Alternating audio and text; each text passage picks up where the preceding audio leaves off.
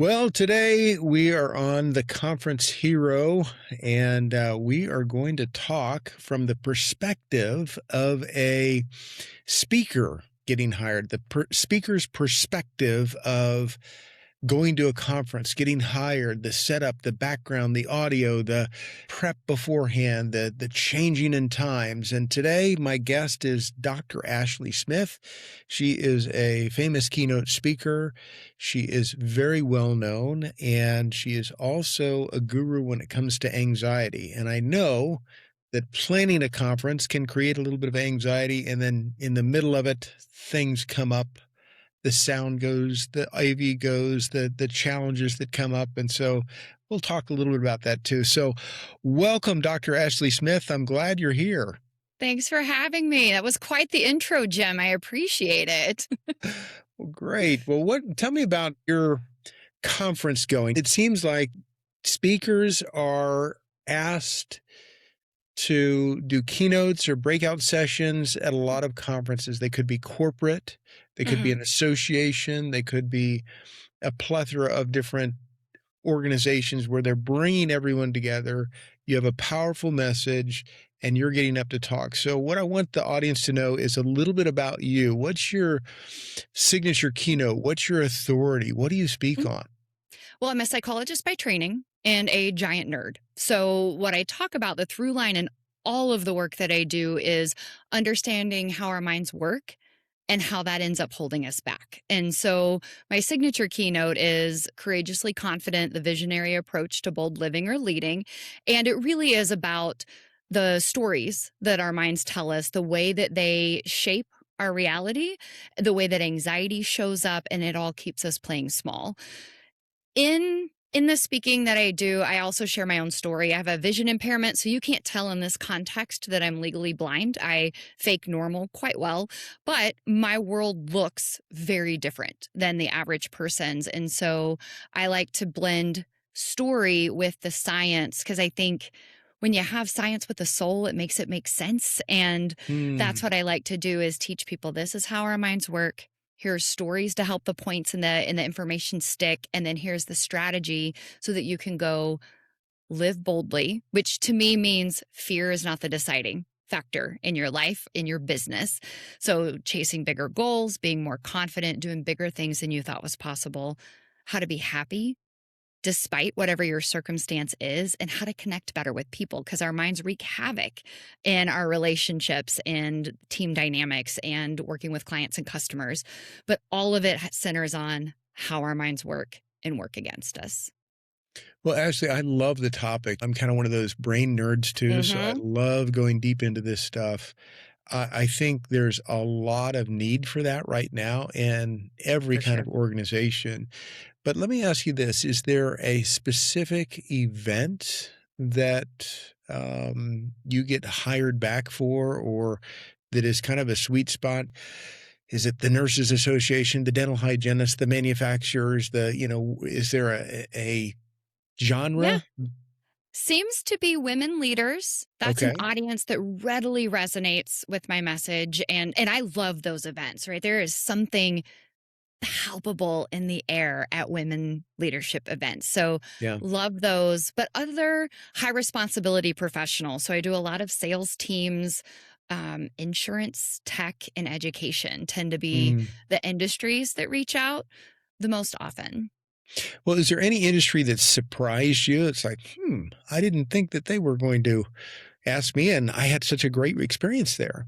There have been a few. The one that comes to mind immediately, it was native plants. So the University Hmm. of Georgia Botanical Gardens, and it was a native plant symposium. And this burly old retiree comes up to me afterwards and he says, when I saw psychologist on the agenda, I thought, what is this? I just want to hear about plants, but you won me over. And it was one of the biggest compliments, but I was really surprised. But it's an industry that is rife with burnout right now. It's very mission driven and easy to get bogged down. And I was so grateful that they saw this need for psychological strength in messaging around that so that people can continue to do the work that they do. Yeah, I think it's burnout is a pretty interesting thing. A Mhm. lot of people especially in the medical field, I think there's a Yeah. lot of burnout. You've got nurses and doctors and administrators and people that I heard stories about, at COVID when the maintenance crews just weren't showing up and they just told the nurses, hey, you're going to have to mop the floors now and you're going to have to do all this other stuff. And I was like, Mhm. I didn't go to school and do all this studying, so I had to do this. And sorry, it's COVID. What are you going to do? The other people say, hey, I get paid more not working. So Mhm. it can be a challenge. So burnout is a big area that I Mhm. think your message was really resonate in. I think so, and it comes out because I wouldn't call myself necessarily a burnout speaker, but it's one of Hmm. those when you understand how your mind actually operates, then you can use that information to protect against burnout. And I come at it maybe from a little bit of a different angle than the average burnout person. I mean, I've certainly done talks on self-care, real self-care. It's not bubble baths and pedicures by any means. It's replenishing and restoring energy. But I think there's a role for it, right? I mean, I really just see it as our minds underlie whatever you do, whether it's sales, leading, medical, educating, tech, finance, entrepreneurship, anything that you're doing. You can learn all of those industry specific skills. But if you don't know how to think rationally, if you don't know how to navigate emotions well, if you don't know how to recognize when anxiety is kicking in and how to be courageous in the face of it, none of the other stuff really matters as much.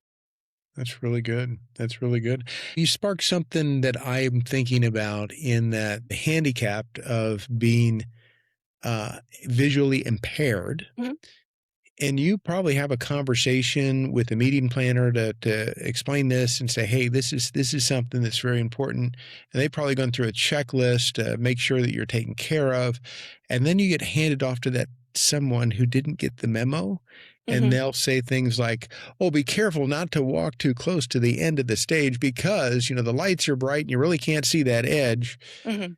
And you're like, "Thank you. That's not gonna help me." Or somebody's gonna hold up a card and say, "You got 5 minutes," and you're like, I mm, I Yeah. don't get that." So can you talk a little bit about that perhaps? Yeah. Well, for me, my experience with disability is maybe different than a lot of people's because I spent the majority of my life trying to hide it, right? So Uh-huh. I'm very well adapted, as my doctors say. But what that means is I was trying to hide my impairment to pass for normal so I'm really good basically at faking sight.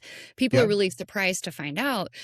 The benefits of that are that I am well adapted and I don't need a lot of assistance. And my particular nature of vision loss is I don't need mobility assistance. So I can do the stairs. I'm not going to fall off the stage. I'm not going to run into anything. For me, it's fine details. Yeah. So it does matter when it comes to I'm not a speaker who can use notes, right? You can put your slides into presentation mode. I can't see it. So I Oh, prepare differently, maybe than some people who are used to using their notes do. Um, if there's a clock, I've had people where they're like, yeah, there's a confidence monitor, but it's very small and I can't see it. Or there's a clock that's very small and I can't see it. Or like you said, that I have had people, they're like, we're going to hold a sign up. And I'm like, if you're past, I can't see that. So I am so used to just adapting and figuring out my own way as opposed to expecting others to accommodate me that I think I'm pretty low maintenance. And I mean, to be honest, I've started carrying with like traveling with a clock because I've been to enough okay. places where they've also flexed the time. Like one thing, it's one, Mm, if someone says, hey, you have 60 minutes to do a keynote, you know this, right? As a speaker, we're planning on 60 minutes. So if you yeah. use 10 or 15 of that for introduction and housekeeping announcements, that's great, but all of a sudden on the fly I'm adjusting my talk by 25%. Yeah. I need to be able to see the time so I can make those adjustments in real time as I go. And I've had so many times where they're like, "Oh, that yeah, there is no clock. There is no timekeeper." Or I've had timekeepers that AV didn't start it. And so I've just started to Yeah. carry my own clock. So I know I can see this, I can keep track, and that way I can put on a seamless performance and adapt as I need to. Yeah, that's one thing that, I caught myself in taking care of, in caregiving. I'm taking care of, an elderly parent, and I get notifications all the time, and I notice myself when I talk and I'm watching the video back and I look down and I'm looking at my watch because I got a notification. It's just an instinct. Uh, But what the audience saw is this guy's checking his clock when he's up there. It's like, "Oh, how much time to," and even though it's very natural, for some it can be off-putting, and so having that mhm. clock on Yeah. stage is very a good idea. I like that. Yeah, it's the same as I mean, I don't wear a watch because I can't really see it, so I would be Mhm. really awkward to be like, "Let me check," so I just don't. But it's the same thing like having a confidence monitor or a screen. Yeah. So I'm a speaker who doesn't like to stand behind a podium. I want to move. I'm animated and I gesture, but being able to see a screen helps, right? So we're not having to turn around and check. Did this slide go up? And I use a lot of animations in my slide, so I need to be able to see that they have clicked through and that it is to keep them more engaging and to add a visual element to the performance that is more interesting than just title and subtitle bullet points. But Right. being able to see that, and I've had a fair number of event planners who are like, oh, didn't think about that at all. So I get it, but Yeah. it's like a little thing that just makes for a better experience as a speaker, but also then therefore for the audience. And that's really what matters. Well, you triggered another thought. You talked about the word podium. Mm-hmm. And typically, when you're on the big stage doing a keynote, there isn't a podium up there. Right. But occasionally, I'll book after the keynote, I'll do a breakout session or something like that. There's always a podium on the breakout stage because that sometimes the breakout stages are it's amateur hour, it's vendors giving talks, and sometimes that's not really that good, but I'll have to move that podium out of the way. Do you ever have those challenges where you have to have somebody move the podium, or talk a little bit about podium thoughts and how we go into Yeah. that? I mean, I'm not a fan. I don't use them. I Mhm. get it. I think, my background is anxiety, so I understand public speaking is the number one fear. You and I Yeah. are the freaks who actually enjoy doing this, but it's not the Mhm. typical thing. So if you're not someone who loves public speaking, a podium gives a sense of safety. It's a place to rest your hands. You've Yeah. got your notes and your water and everything right there. So it's sort of it's a safety blanket.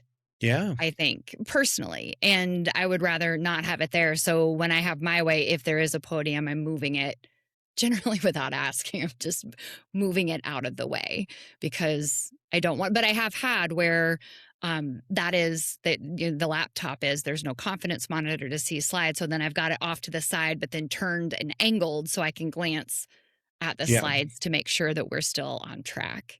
Yeah, that's a good idea. Mhm. I think there are other things that, meeting planners, don't understand from the speaker perspective. What are some of the things, I guess, 1 or 2 things that a meeting planner has done that you said, "Oh, wow, this is really good. I really like this," helped you prepare, and they really took good care of you. And then other things that you're thinking, "Have they ever done this before?" Well, okay. I will do my best to answer it, but it's interesting because I tend to approach the process of, Mhm. of going into an event of what can I do to make their job easier? I know Yeah. sometimes speakers come in and they're like, I'm the speaker. And I've heard fortunately, the speakers that I have met are really cool, awesome humans who Yeah. tend to share the same philosophy. But I've also heard stories of Prima donnas. diva-esque behavior, right? And that's not me. My job is I want to connect one human to another. I understand an event Mm. planner, like I'm one little piece of a very large puzzle. Yeah. And there's a lot of anxiety that goes into booking a speaker, right? It's a big investment Yeah. and it makes a big difference on the conference attendees' experience. So it can make or break, right? I've been in the audience where keynote speakers were ill prepared or literally said, oh, we don't have time. I'm just going to rush through these slides or skip it. So it looked disinterested or it was boring or it was, I mean, for a long time, I didn't know keynotes could be interesting Yeah. just from my background in academics. And Um, so there's a lot, I think, of risk that event planners take and when they're hiring someone if they've never seen them speak, or you're going Yeah. based on flashy reels that can Mhm. be edited and faked nowadays. And so Yeah. I think there's trust. So I like to approach it as we are partnering. I am a human, you are a human. What can I do to make your job easier?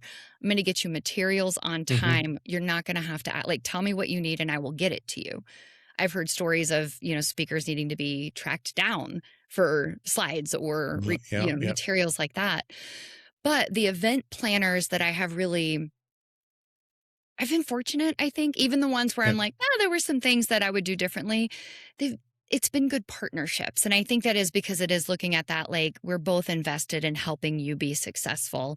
But the Mhm. ones that really stand out, there were little things like, like the goodie bag in the hotel room where it's like, Yeah. sweet, there's water and some nuts, or I fairly often am running a dietary experiment. So I may or may not be eating what everybody else is eating. And the ones who've been like, hey, we know you're not eating sugar, so we got you this instead. And I don't expect that and ask for it. I'm just like, what's the menu? And I'll fend for myself. But it's those things or the ones that um I love doing promo videos and having them share to their attendees ahead of time. So we're Yeah. kind of building this hype together and it really feels like a collaboration.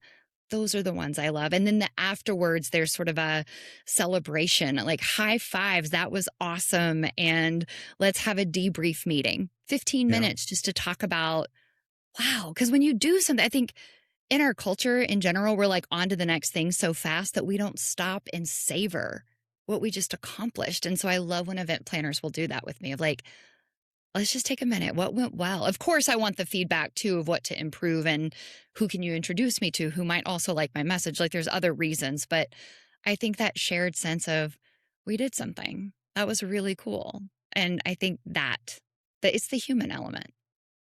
Yeah, I just talked to a very well-known keynote speaker earlier this morning, and they were giving me some tips and tricks that they were using about engaging with the audience Hmm. beforehand, to where they have a couple names and a couple people that they're going to call out to, and then the prep before and getting the mood of the audience and what does the event planner, what does the organization want, what are their Yeah. needs, and trying to hit on those rather than to say, "Oh, this is my standard pitch. I'm just gonna give it," but to just to take it and tweak a little bit just to make that a little more interesting for the audience. I think that's always really good. I I love think the so idea. too.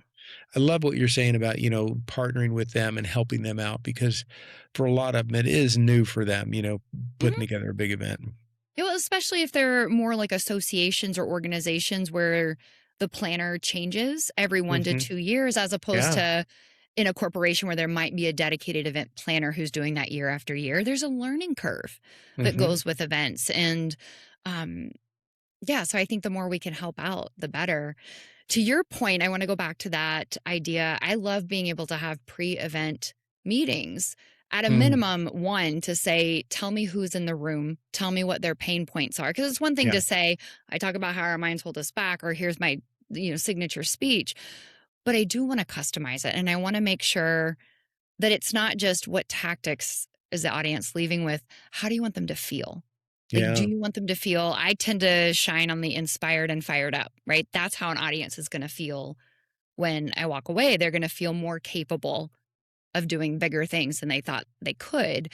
But that's different, right? Like, some people might want hard facts, some people might want more of a technical, this is how you do these skills. Some people might want more comedic relief. So Yeah. there's this also, I think, in terms of really, for an event planner, it is the content angle. What is this person talking about? What is their style? And are they going to make your audience feel the way you want them to feel? I think that's really good. The other one that I think that, we as speakers, at least I do, because my heart is in that sound engineer. I've done the engineering behind conferences before, and being Okay. the musician and everything else, I always go back. I always make contact with those guys or the gals, and they are kind of the makers or the breakers. They get Yes. not a lot of love. If there's a problem that goes on, every head turns, but no one says, "Hey, great job," or anything like that, and that's something that I always wanna make that connection with them. Same. Same. I always make a point to meet the whole AV team, shake Yeah. hands, make eye contact, call them by name, joke around, thank them Mhm. because it does make a difference. It makes a real difference. And I think that's something that people new to event planning aren't as familiar with the AV versus people who've done year after year after year. When I ask, what's the mic situation, right? Because it might be a little bit different as a woman than a man, but I'm going to Yeah. plan my outfit based Mhm. on what my microphone is because a Yeah. lapel mic requires me to wear something different than an over the ear. And I would prefer either of those over a handheld. But I've had event planners where I always ask, what is the microphone? And they don't know. And I'm like, that's cool. I can just plan for all three because I can be very flexible like that. But it's a little detail that's, if we have the option, that's nice to have. Yeah, and, the one with the, lapel, if you're a lot of moving around and it all of a sudden it's like, "Oh, I'm over here, and then I'm over here," and that sound Mhm. doesn't work. This one works really well, Mhm. but a professional comedian always prefers the handheld because they're doing sound effects in that, and if somebody gives me a handheld now, I think, "Oh, I can do a couple things with this that I couldn't do with um a face microphone or a lapel microphone that's kind of Nice. fun." Yeah, I remember the first time I had the over ear, I was so Mhm. excited because I was like, it's the Britney Spears mic. And it was great. And because I do talk with my hands and I'm going to have a clicker for the slides, not having my other hand free feels better. But I could see if you're making sound effects and some people would prefer the handheld. And I can use it. It's nice to know in advance. Yes, absolutely, and those guys in the back, one thing that only happened to me one time, but if you talk to a lot of speakers, it does happen. The mic gets added on early, they turn it on, it's forgotten to be turned off, and, of course, you wanna go to the bathroom before you get up Yes. on stage, and Yes. somebody come running back in the bathroom, turn the microphone off. So I Only haven't one had time. I haven't had that, like, where it was on but I've had it where I'm talking because 'cause I'm chatty and I am Mhm. generally pretty I know you and I were talking a little bit, like, kind of pre-stage, get in the right headspace, and I don't have a real formal routine that I do, but I know a lot of speakers who do. I'm usually talking to the AV or the videographer or whoever kinda waiting to go on stage, and I have had people like, "Shh, the mic's on. Turn it off. It's not time for it yet." And Yep. then I am gonna go to the bathroom 6 minutes before I go on stage, right? Mm. I'm well hydrated. It's gonna happen. Yeah. So, it's also inconvenient to be mic'd up way too early. Yeah, I once heard a speaker, he was kidding, but he says, "I don't go to the bathroom before I get up here," and people think I'm just really excited. It's not that. Fair.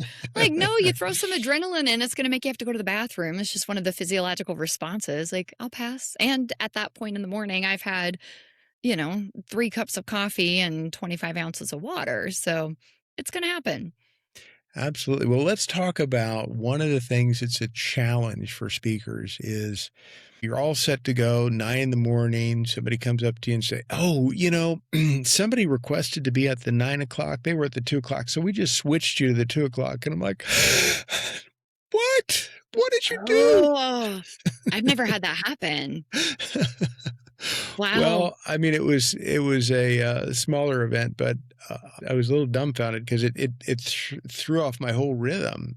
Of Has course. anybody ever done that type of stuff when you're out there or No, I've never had that. I mean, the only thing is like eating into my allotted time Mhm, or changing it. Like I've also had like going on as a keynote in front of 1,000 people, and they're like, by the way, you can have as much like you can have the full hour. And I'm like, you told me 3 weeks ago it was 45 minutes. That's what I'm mhm, prepared for. But I mean, and it was fine. I can expand or contract as I need to, but I've never had anybody flat out swap my time.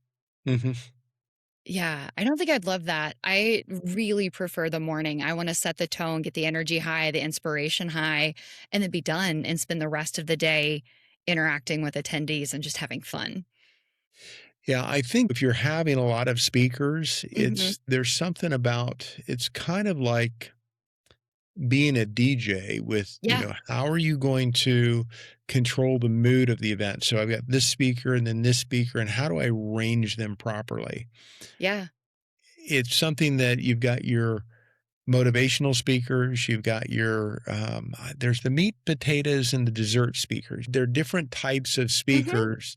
And where do you put them on? Okay, this is a rah rah, pump you up and everything else. And then I'm more of a deeper thinker, and I'm getting people to go through and have these ideas that last for months. I just put these brain worms in that just Mhm. work on people over a period of time. And sometimes that I'm not a good fit for that time or that space. They Mhm. need that motivational, rah-rah pump up speaker, and Yeah. sometimes I'm not.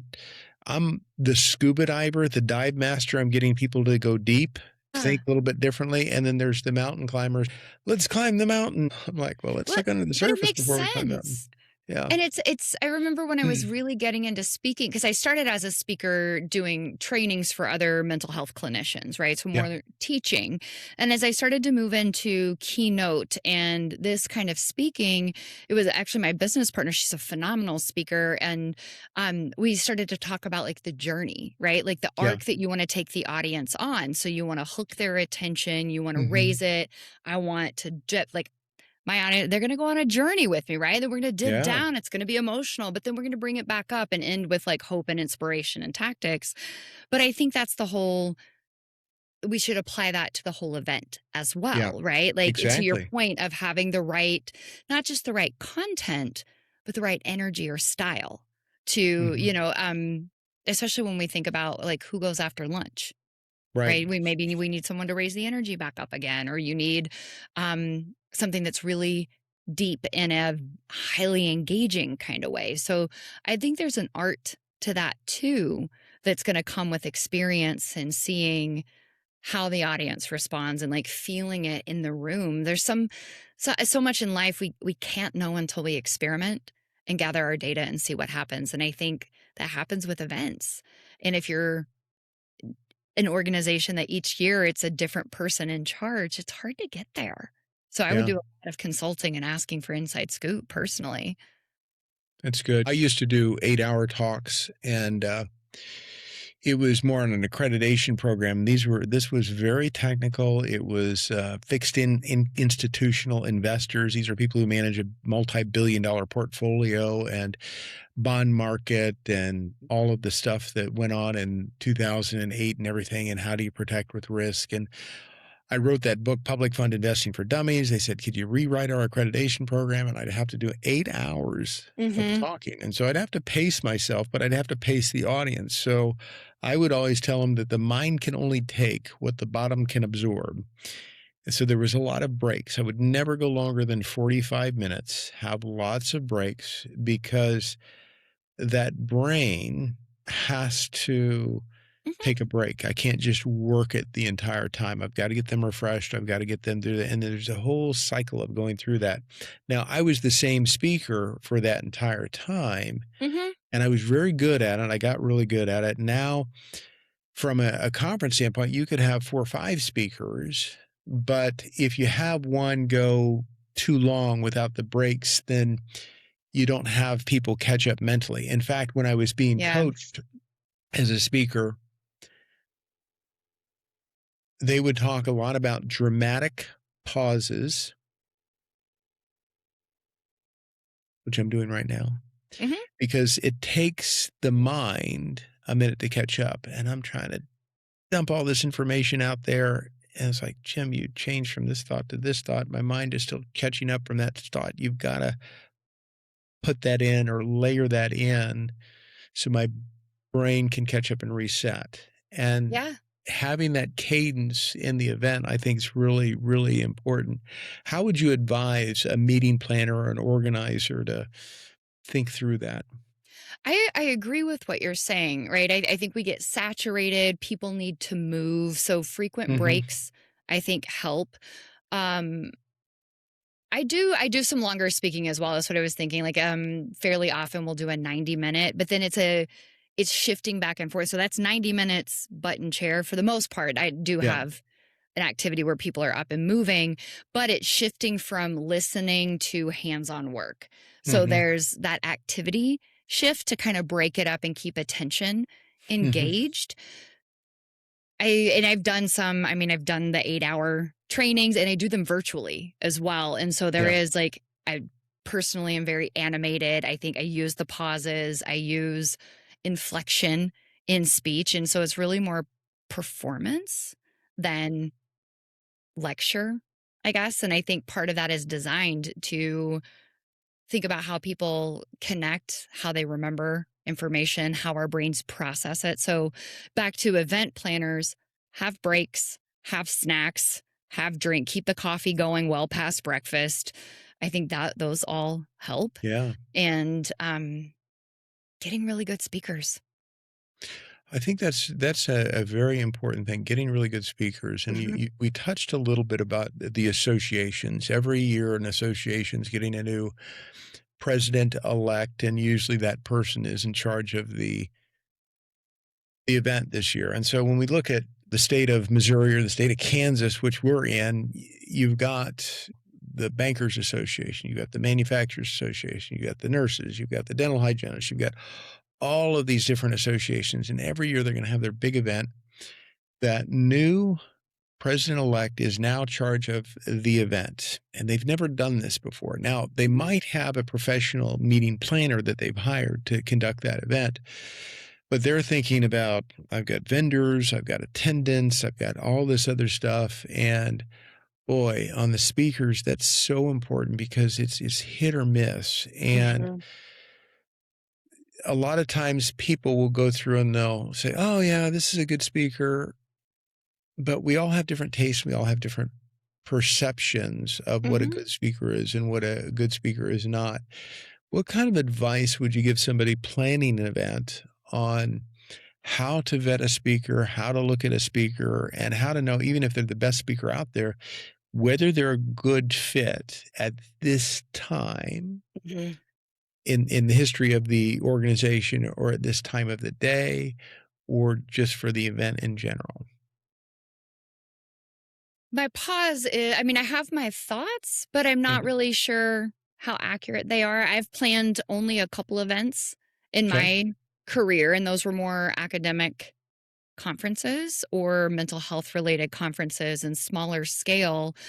And um but I when I think about, the times I've hired professionals Yeah. and what has gone well and what hasn't, because I've certainly hired people to do other things for me, and there's looking at their online presence, of course, website, demo reel, one sheet, all of these, assets, the marketing assets people have. But I've also seen people have really great assets and they're not good on stage.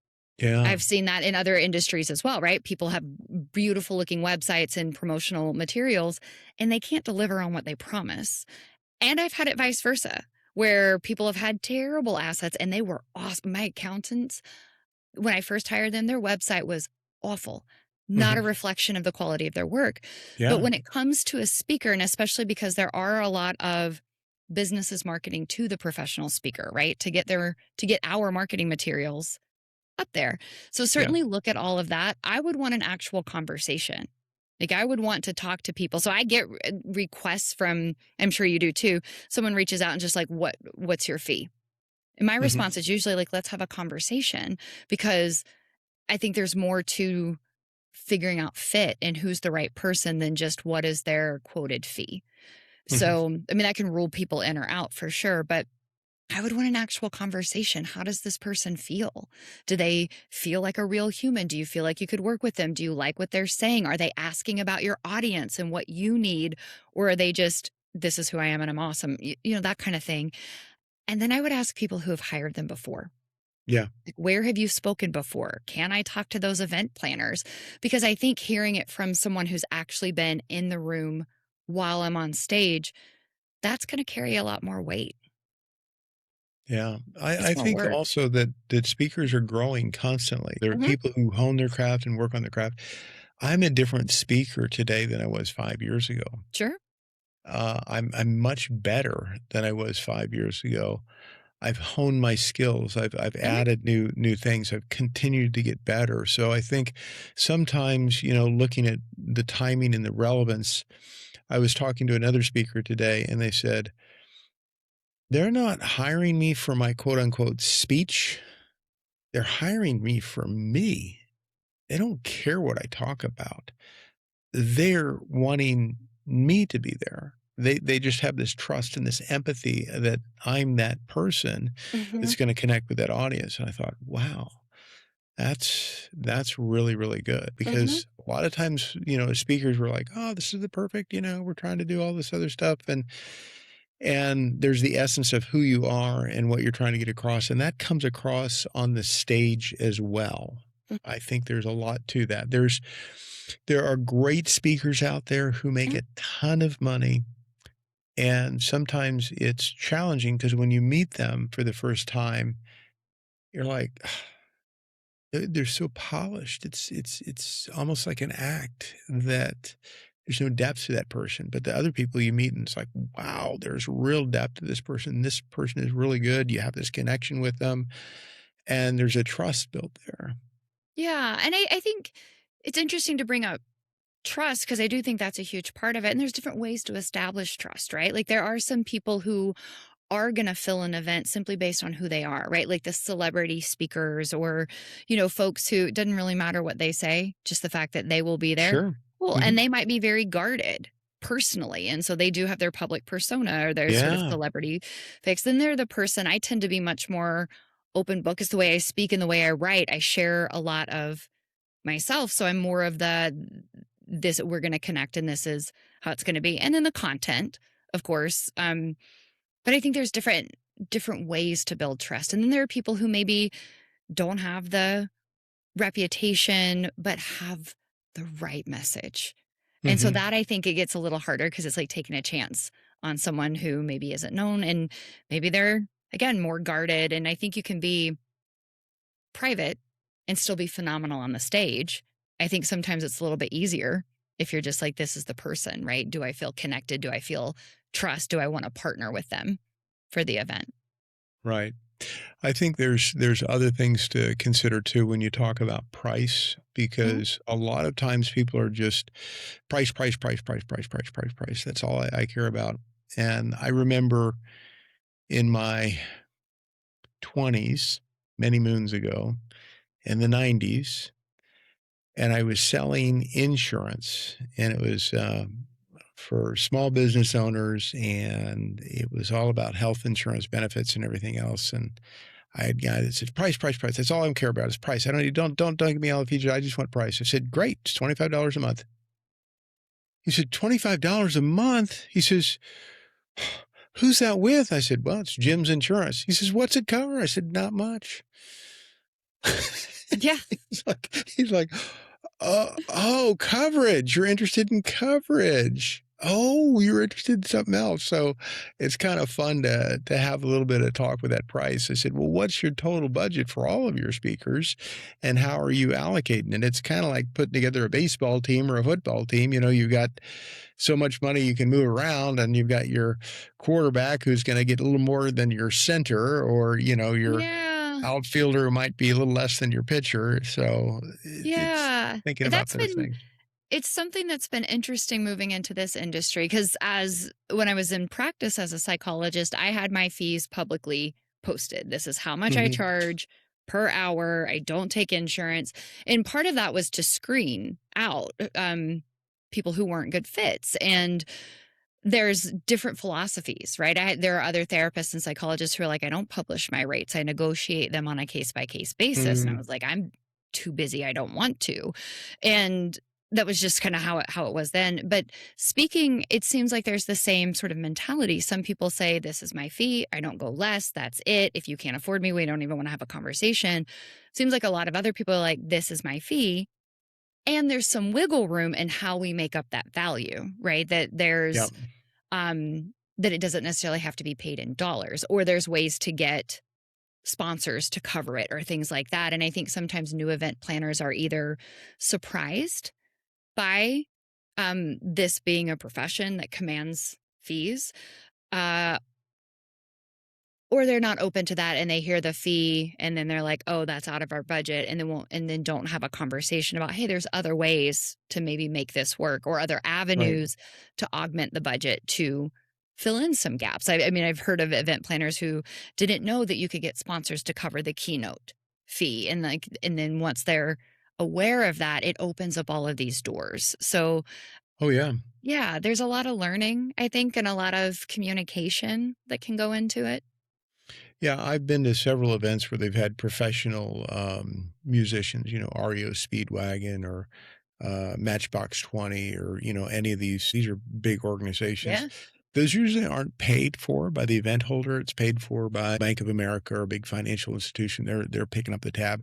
That also happens, with the speakers, and Mhm. so that's something that happens a lot. A lot of times I've actually gone and spoken at, some pretty big conferences, but they wanted me in the breakout sessions 2 or 3 times. I said, "Sure, I don't mind going back there."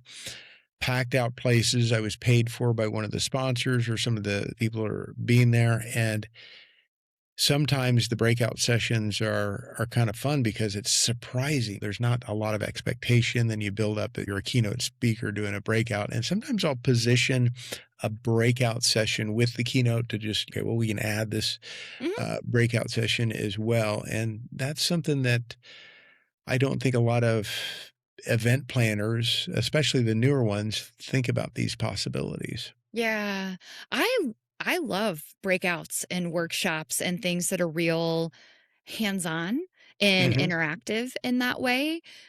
And, just as a side note, I like it. I think there's a different energy there, and it can be really fun, and I almost always offer, like, if I'm gonna be there because I'm a speaker who likes to stay for the event, not just show up for my talk and leave, but Yeah. part of it is I wanna interact with the attendees, and I want to have a moment to connect. I wanna sign a book after and, you know, answer questions or point them toward resources, things like that. It feels good for me, feels good for Oh, them. yeah. But I kind of see it as, "Oh, I'm going to be here anyways. Why not add on a breakout or a panel discussion or a Q&A or something like that?" And I think it's really fun when you have event planners who are willing to get creative and say, "Wait a Yeah. minute, how can we maybe tweak this experience to make it even better?" Yeah, I've been on a plane. I'm in the hotel. I'm Mhm. already there. What do you want me to I'm a musician, so I can get up and play with the band too. Oh, how fun. That's something. So I incorporate music into some of the talks that I do, and, Cool. I'll end it with that, with a musical note on one of them that I'm working on, which is kinda fun, but I Nice. think that when they start thinking through how they use a speaker and how they do it, I think there's a lot of creativity, like you were saying, on how Mhm. to maximize the time there once they have you. Mhm. Yeah, I think it's a really easy way to add more value all around and ultimately create a better experience for the people who are attending. Let's talk about professional speakers, which we both Mhm. are. And then a lot of times it's just the way things are done.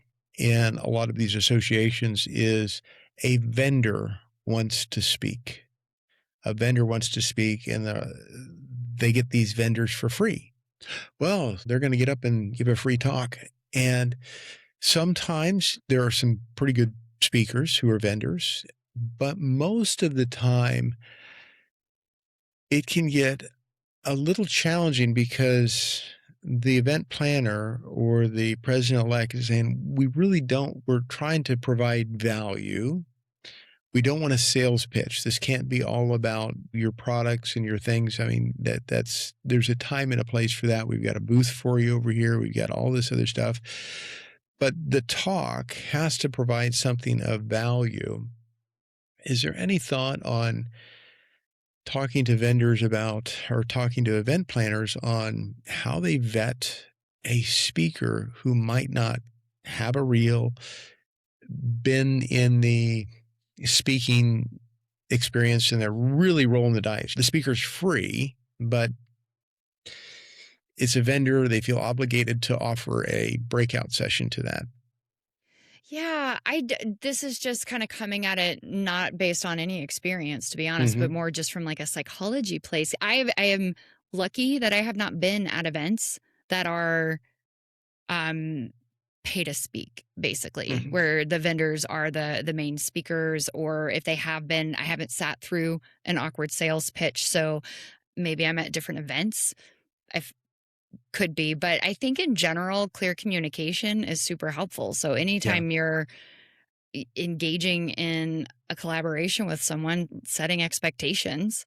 And I've had some event planners ask to see my slides ahead of time. Some companies that I have spoken for, like it has to go through a vetting process on their side.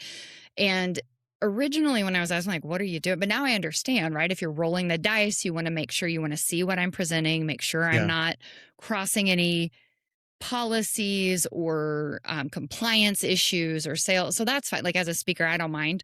If you're Yep. concerned about it as the event planner, you could certainly ask. I want to see an outline or I want to see the slides in advance. You can ask for demonstrations. Mm. I've had some events ask if I'd be willing to do a free virtual thing so they could see me speak before. And I'm like, sure, but I also have tons of footage. But Yeah. when you're starting out, you don't have a lot of footage. So it is Mhm. kind of a gamble. And also, maybe, I guess there's a little bit of sort of working your way up. I'm not a sports person, so I might miss the metaphor and Yeah. ask you to edit this out. But I kind of think like someone who's starting out at baseball and says, hey, I'm really good. The Royals aren't necessarily going to call them and say, let's put you in our major league team, right? You're Yeah. going to kind of Yeah. work your way up, improve yourself. And I got to think it's the same way. Like, I'm not commanding the same stages that Cam Awesome and Diana Kander are at this Mhm. point in time, hopefully, but not at this point, right? They're going to command bigger stages. They have a longer proven track record compared to Yeah. me. And so I think there is that if it's really just taking someone at their word, I might want a little bit of proof. Yeah. I think that's good. I think that is good. Well, anything else as a speaker that you can think about that a meeting planner can think through as far as the before or the after the event?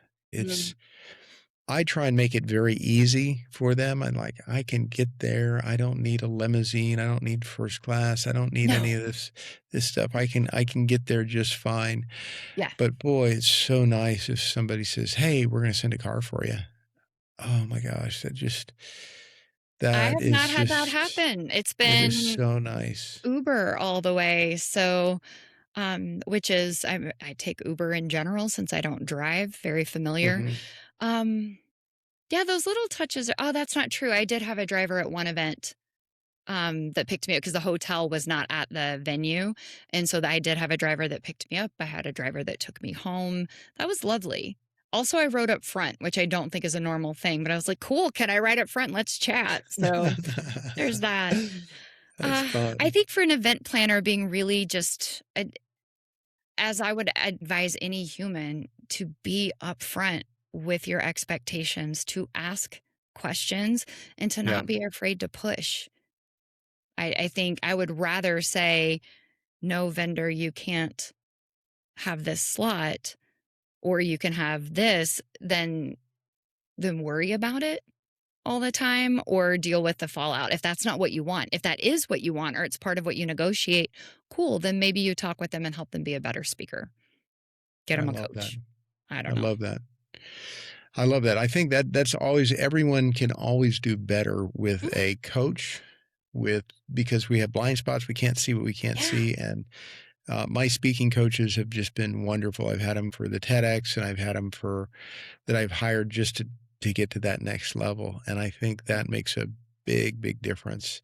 And I've done the Toastmasters, and I've been part of the NSA, and I've been, part of all these different speaker groups, which are wonderful and helpful. It's a great community to be in, but Mhm. when you get that coach who is going through and looking at your facial expressions and very detailed and your presence and your dressing and your functional gestures. Oh my gosh, it makes a big, big difference. Yeah. And going through and ripping apart your PowerPoint. Yes, I also think there's value in watching footage, like watching yourself Yeah, play back. And I understand that that is very cringy for people, but if you do it enough, the anxiety goes away, the self consciousness goes away, and it is like watching some. There's more objectivity, and then you can pick up on habits you didn't know you were doing. You can hear it from the audience perspective and tweak it. And I think that's a really valuable self-improvement practice that I don't know that a lot of people do. Maybe a lot of them do. I think we need to. Well, I think that is a very good point. Very good point. Ending this up, one of the things I want to talk about is these event planners who are going through this. There's times of anxiety that they're going to go through. There's anxiety before the event, there's anxiety at the event, there's anxiety about after the event when somebody says, "Well, I didn't get any sales," or a vendor, "We didn't get many people at our booth." All of these challenges that they have to deal with. What kind of advice would you give them on understanding that everyone has anxiety, but how do you deal Yeah. with it? How do you, as an event planner, deal Yeah. with that? Well, it's interesting because back in my practice days, worked with people as their therapist who planned events. And so I Mhm. have seen the anxiety toll and the stress toll, right? Like people use anxiety and stress interchangeably. Technically, they're a little different, but physiologically pretty much the same. But the thing is, going into an event, especially if it's a large one, you have all of these things adding up, and stress is cumulative, meaning the effects add up.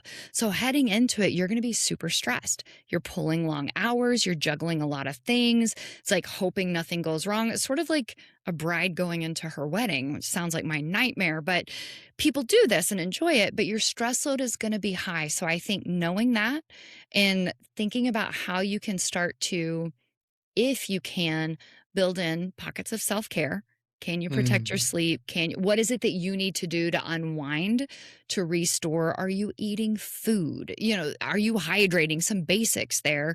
It doesn't always work that way. And I know that sometimes starting in advance, that the task will expand to fill the time. So it's not like you're going to get everything planned and go into it with an easy week. So it's going to be high stress going into it. I would tell people try to have fun there, assume that something is going to go wrong, and you can be flexible and make it work and have fun. It's not a catastrophe. And then take some time off. Do not plan anything for the week after. Take some time to celebrate, to relax, and just recoup. Good advice. Good advice. Well, any parting thoughts that you'd have on one thing a meeting planner can do to make a speaker feel welcome and warm and just help them get up and give the best that they have to give?